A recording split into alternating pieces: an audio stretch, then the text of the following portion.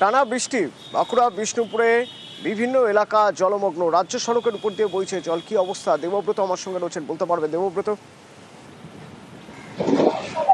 একদমই অতনু, তোমাকে যদি একটু চিত্রটা দেখাই, এই মুহূর্তে আমি রয়েছি কোনো খাল বিলে নয়, রাস্তার ওপরে।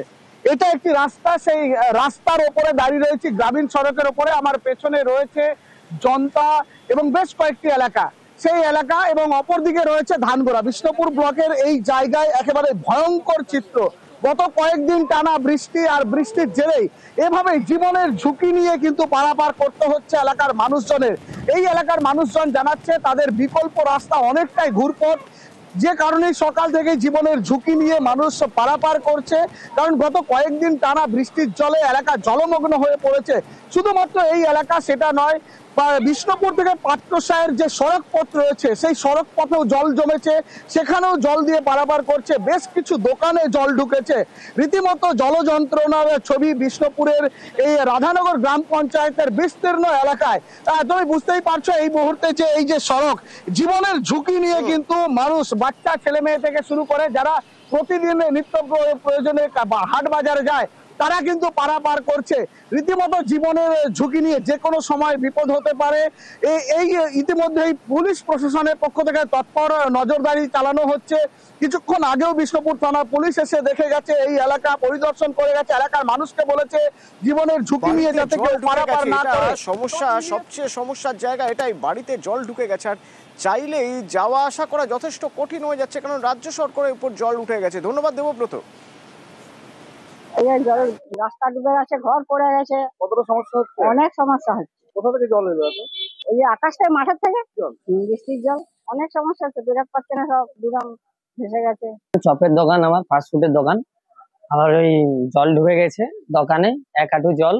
সমস্যা হচ্ছে জলের জন্য। খাবার তৈরি করা যায়? হ্যাঁ, খাবার তৈরি করা যাচ্ছে না, তাও কোন রকম করেছি জলে। এলাকার পরিস্থিতি বলতে আমরা গোটাই তো জলে ভাসছে, মাঠ যাচ্ছি, মাঠে বিস্তলা ডুবে গেছে, সে বিস্তলা জল মারা লেগে যাচ্ছে। বহুত কষ্টে পেরালাম, মানে জীবন উগড়ে রেখে পেরালাম, ভয় ভয় করে পেরালাম। বিষ্ণুপুর রাজ্য সড়কে জল উঠে গেছে, আর আরামবাগ রাজ্য সড়কে নৌকা চালাতে হচ্ছে এমন অবস্থা। কারণ ওদিকে ডিভিসি জল ছেড়েছে, ডিভিসি জল ছাড়ার পরে মুন্ডেশ্বরী এবং বিভিন্ন নদীর জলস্তর বেশ কিছুটা বেড়ে গিয়েছে। কারো কারো একতলা বাড়িতে জল ঢুকে গিয়েছে, চাষের জমি জলে ভাসছে, বা বলা যেতে পারে জলে ডুবে গিয়েছে। শুভদীপ রয়েছে আমার সঙ্গে। কি অবস্থা শুভদীপ? হ্যাঁ, দেখো এই মুহূর্তে খানাকুলের যেটা অবস্থা, খানাকুলের মারোখানা, জগৎপুর এবং ধান্যগড়ি পঞ্চায়েতের বহু গ্রাম কিন্তু জলের তলায় চলে গিয়েছে। একতলা বাড়িতে যেমন জল ঢুকেছে, তেমনি গ্রামের যে রাস্তা, সেই রাস্তায় কিন্তু কোথাও এক হাঁটু, কোথাও এক কোমর জল, কোথাও এক বুক সমান জল পেরিয়ে কিন্তু মানুষকে যাতায়াত করতে হচ্ছে। প্রত্যেক দিন যে কোনো নিত্য প্রয়োজনীয় কাজে কিন্তু বাড়ি থেকে বেরোলেই সেই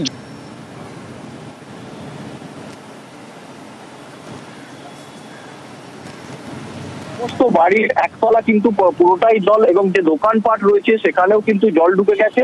এই মুহূর্তে কিন্তু চরম দুর্ভোগে খানাকুলের মানুষ, এবং ডিভিসি যে হারে জল ছাড়তে শুরু করেছে, জল ছাড়ার পরিমাণ যদি আরো বাড়ায় তাহলে কিন্তু খানাকুলের ওপর ভয়াবহ বিপর্যয় নেমে আসছে, এমনটাই আশঙ্কা করছেন খানাকুলের মানুষ। আর এই নিয়ে কিন্তু তারা এই মুহূর্তে যথেষ্ট আতঙ্কিত।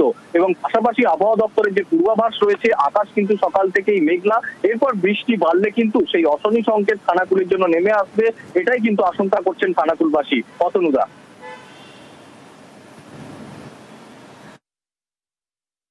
জল বেড়েই চলেছে, পিচের রাস্তার উপর দিয়ে নৌকা পারাপার করে লোককে সব পারাপার করে দিতে হচ্ছে। জল ছাড়লে আরো বিপজ্জনক হয়ে উঠবে।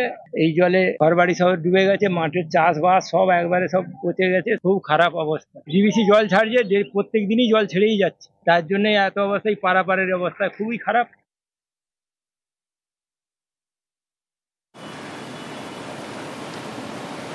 আর ওদিকে দ্বারকানজি জল বেড়েছে, তাতে কজওয়েতে একটা ডাম্পার আটকে গিয়ে বিপত্তি।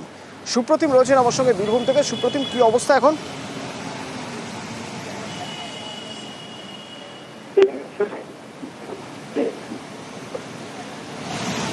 সুপ্রতিম কি আমার কথা শুনতে পাচ্ছে?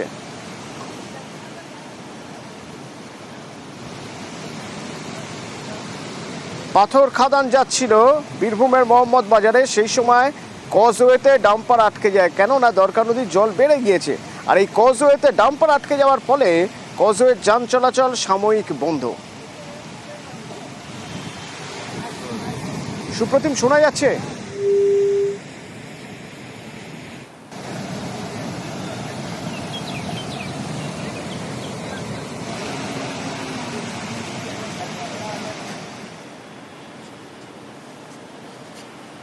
আর ওদিকে ঝাড়গ্রামে ডুলুং নদীর জলে একাধিক কজওয়ে ডুবে গিয়েছে এবং সেখান দিয়ে যাতায়াত কোনোভাবেই করা যাচ্ছে। সবচেয়ে গুরুত্বপূর্ণ তা হলো যে ঘুরপথে ঝাড়গ্রাম থেকে বাঁকুড়ায় যেতে হচ্ছে, তাতে বেশ কিছুটা সময় লেগে যাচ্ছে, কারণ কোথাও ভৈরব বাকির জল, কোথাও ডুলুং নদীর জলে কজওয়ে ডুবে গেছে। ঝাড়গ্রাম থেকে বাঁকুড়ার একাংশের যোগাযোগ কার্যত বন্ধ হয়ে গিয়েছে। রাজু রয়েছে আমার সঙ্গে সরাসরি। কি অবস্থা রাজু? মূলত যেভাবে বৃষ্টিপাত হচ্ছে এবং বিভিন্ন যে নদীগুলো রয়েছে সেই সমস্ত নদীগুলো ইতিমধ্যে ফুলে ফেঁপে উঠেছে এবং সব থেকে গুরুত্বপূর্ণ বিষয় সেটা হচ্ছে ঝাড়গ্রামের সাথে যে বাঁকুড়া যোগাযোগের একটা পথ ছিল সেই পথ সম্পূর্ণ বন্ধ হয়েছে। এখন ঘুরপথে অন্য জেলা হয়ে আবার বাঁকুড়া যেতে হচ্ছে, সেক্ষেত্রে কার্যত অনেকটাই সমস্যায় পড়তে হচ্ছে। আর বিশেষত যদি দেখা হয় এখন ঝাড়গ্রামের চারিপাশেই জলমগ্ন, একদিকে ডুলুং, অন্যদিকে তারাপেনি, অপরদিকে ভৈরব পাখি এবং সুবর্ণরেখা যেভাবে ফুলে ফেঁপে উঠছে তাতে যে কোনো সময়ে সমস্যা হতে পারে। ইতিমধ্যে যেটা ঢোলকার যে কজওয়ে যেটা জলের তলায় চলে গেছে এই ভৈরব পাখির জল বাড়াতে, সেই জায়গা থেকে যদি দেখা হয় সে কার্যত সেখানে প্রায় 3-4টে স্কুলে এখন যোগাযোগ বিচ্ছিন্ন হয়েছে এবং স্কুলে পঠন পাঠানো হচ্ছে না এমনটাও জানা যাচ্ছে। সেক্ষেত্রে গোটা এলাকায় জুড়ে যেভাবে জল বাড়ছে বা জলমগ্ন হচ্ছে, বিভিন্ন নদীগুলো থেকে জল বেড়ে সেই জল বিভিন্ন জায়গায় ঢুকে পড়ছে, তাতে কার্যত সমস্যার মধ্যে পড়তে হচ্ছে নদী পার্শ্ববর্তী গ্রামগুলোর মানুষজনদেরকে। আর সব থেকে বড় বিষয়, এইভাবে যদি অনবরত বৃষ্টি পড়তে থাকে এবং তার ফলে যে জলস্তর বাড়বে, ভোগান্তি আরো বাড়বে। ধন্যবাদ রাজু। মাত্র কয়েক মিনিটের ঝড়, আর সেই ঝড়ে রায়দিঘি লন্ডভন্ড একেবারে 10টি বাড়ি ক্ষতিগ্রস্ত হয়েছে। কি অবস্থা সেখানকার? বিদ্যুতের খুঁটি, গাছ সব উপড়ে গিয়েছে, বিদ্যুৎ সংযোগ বিচ্ছিন্ন। আনিসুদ্দিন রয়েছেন আমার সঙ্গে। কি অবস্থা এখন আনিসুদ্দিন?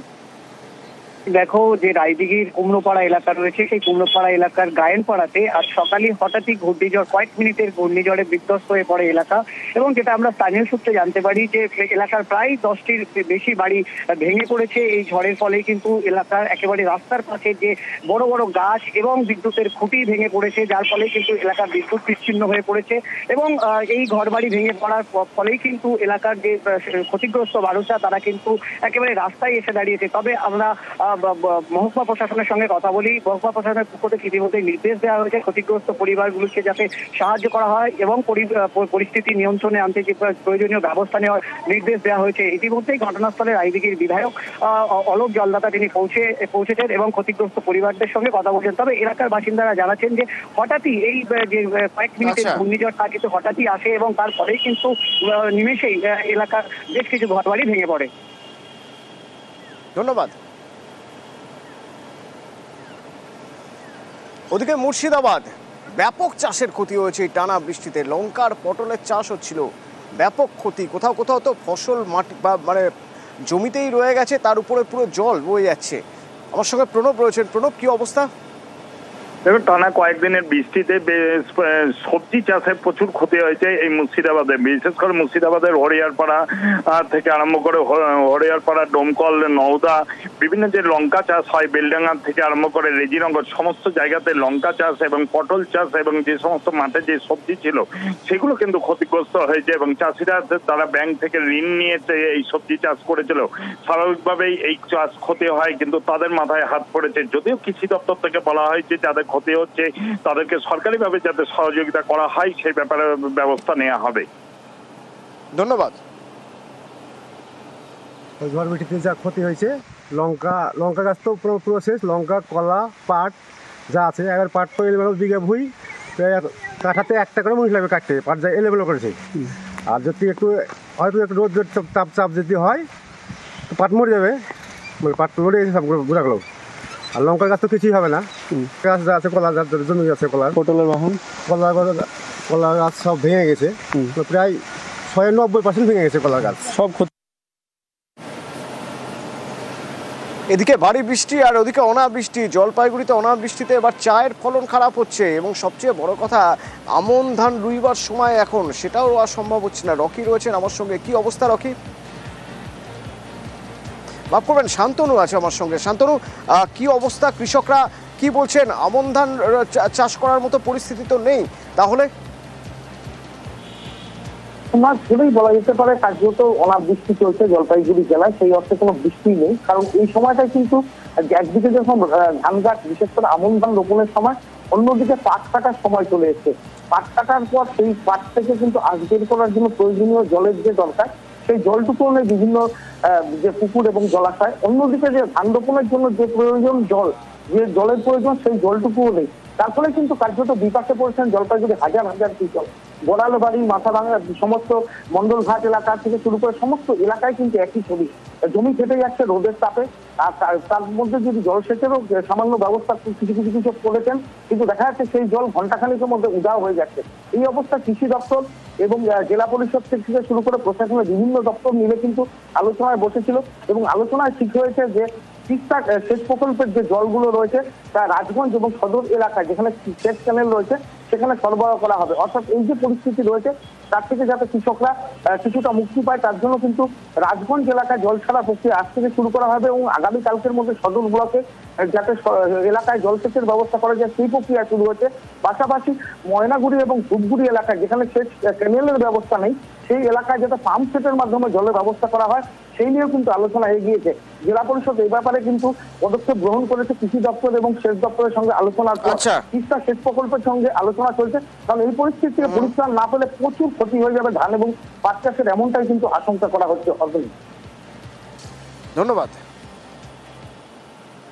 এটা তো কঠিন অবস্থা, যেমন পাট লাগাইছি, পাট ওঠায় এখন জমিতে, আর ধান লাগাবো, এত বছর হয়ে গেল বুঝো প্রতি এইরকম খরচ তো দেখা যায় নাই। এইসব পরিস্থিতি খুবই খারাপ। এই ওয়েদার বিগত দিনে আমরা দেখি নাই। প্রচন্ড রৌদ্রের তাপ, এবং মানুষ, চাষিরা এ পর্যন্ত ধান বুনতে পারেনি। তিস্তা ক্যানেলের মাধ্যমে জল যেটা ছাড়া হয় সেটা রাজগঞ্জে ছাড়া হয়ে গেছে, আর বাকি খুব তাড়াতাড়ি ছাড়া হয় সেটাও ব্যবস্থা চলছে। ক্যানেলেরও ব্যবস্থা নেই, সেখানটায় আমরা পাম্প সেটের মাধ্যমে যাতে চাষি রোয়াটা অন্তত বুনতে পারে, ধান চাষটা করতে পারে, সেই ব্যবস্থা আমরা করছি। নাগারে বৃষ্টি হচ্ছে, এভাবে বৃষ্টি হলে ফসলের ক্ষতি হবে। সবচেয়ে বড় কথা, তার সঙ্গে যেটা হবে তা হলো জল উঠে যাবে, রাজ্য সড়কে উঠে গিয়ে বা কজওয়েতে জল জমে গিয়ে বিভিন্ন জায়গায় যোগাযোগ ব্যবস্থার সমস্যা তৈরি হয়েছে। নিচু জায়গা থেকে মানুষকে রিলিফ সেন্টারে নিয়ে যেতে হচ্ছে, কখনো কখনো একতলা বাড়ি সমান জল। কিন্তু এই বৃষ্টি তো আরো বাড়বে। হাওয়া অফিসের পূর্বাভাস বলছে ভারী থেকে অতি ভারী বৃষ্টির সম্ভাবনা রয়েছে দক্ষিণে। জানবো, আমার সঙ্গে বিশ্বজিৎ রয়েছে। বিশ্বজিৎ, কোন কোন জেলায় মূলত নজরে রয়েছে?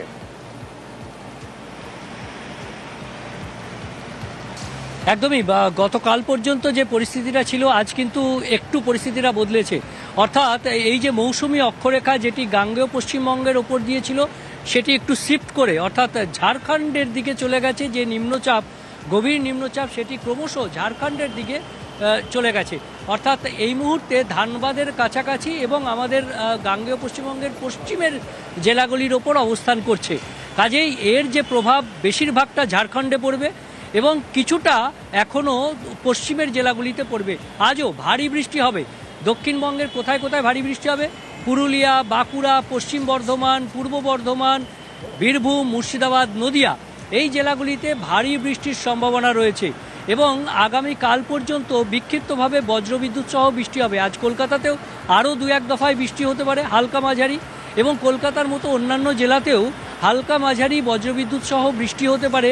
সবচেয়ে জায়গা হলো যে যদি ঝাড়খণ্ডে বৃষ্টি হয় আর পশ্চিমের জেলাগুলোর বৃষ্টি হয়, সেক্ষেত্রে জল ছাড়তে হবে, ডিভিসিকে জল ছাড়তে হবে, এবং সেই জলে আরামবাগ, খানাকুলের বিস্তীর্ণ এলাকা নতুন করে প্লাবিত হওয়ার আশঙ্কা থেকে যাচ্ছে।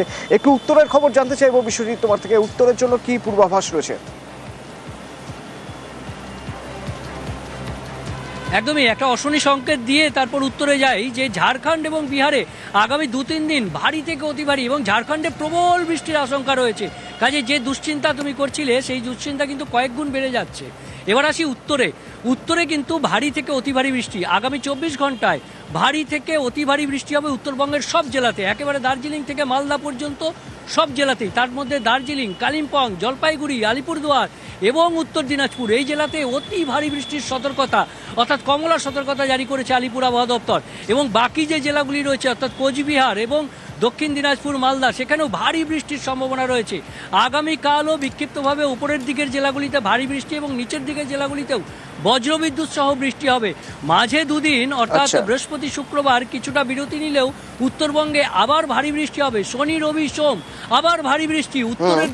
উপরের দিকের জেলাগুলিতে বেশি বৃষ্টি হবে, নিচের দিকের জেলাগুলিতে কম। কিন্তু উত্তরবঙ্গে আবার শনি রবিবার ভারী বৃষ্টির আশঙ্কা রয়েছে। অর্থাৎ আজ ধন্যবাদ বিশ্বজিৎ।